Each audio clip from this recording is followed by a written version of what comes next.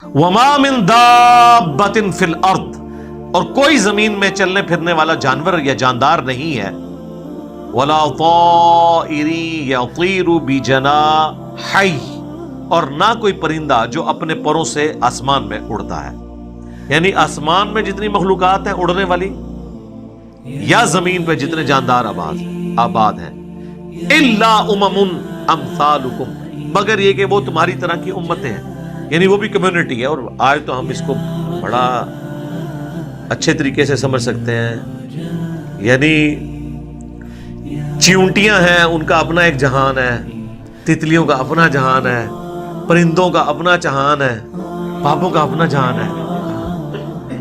ٹھیک ہے، ساروں کے اپنے اپنے جہان ہیں، تو وہ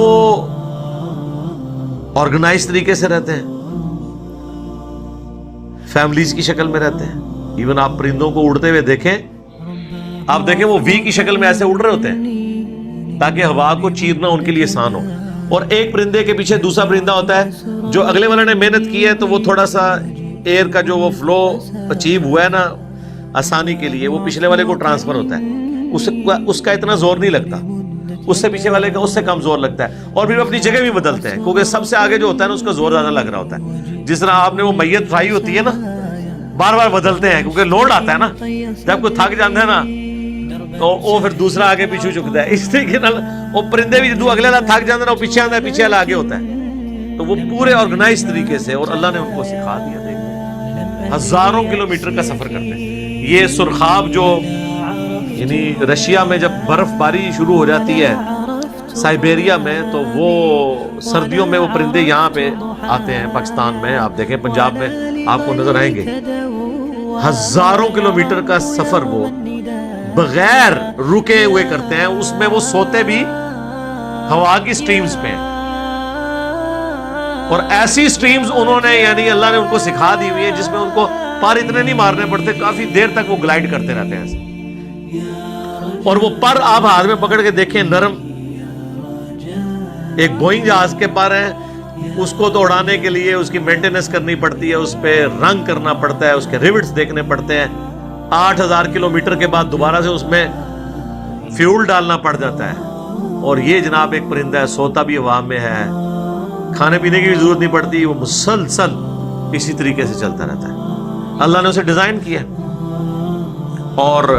زمین پہ اللہ نے دیکھیں اونٹ کو کیا ڈیزائن کیا ہے، 1 مہینے تک بغیر پانی پیے ریگستان میں وہ سفر کر سکتا ہے، پانی پینے کی ضرورت ہی نہیں، اس نے سٹور کیا ہوا ہے اندر، اور یہ نہیں ہے کہ اس نے کوئی ٹینکیاں سٹور کی ہیں، بس جتنا اس نے تھوڑا بہت اس کو یوز ہے وہ کرتا ہے، اس کو ڈیزائن اللہ نے اس کے لیے کیا۔ تو اللہ تعالیٰ ہمارے یہ سب کے سب امتیں ہیں، ان کے اپنے اپنے یعنی کمیونٹیز میں رہتی ہیں، اور انسان بھی ان میں سے ایک ہے، سب کو اللہ نے پیدا کیا ہے۔ ما فرطنا فی الکتاب من شیء، اور ہم نے اپنی کتاب یعنی لوح محفوظ میں کسی چیز کو نظر انداز نہیں کیا ہوا۔ ثم الی ربہم یحشرون، اور پھر اس کے بعد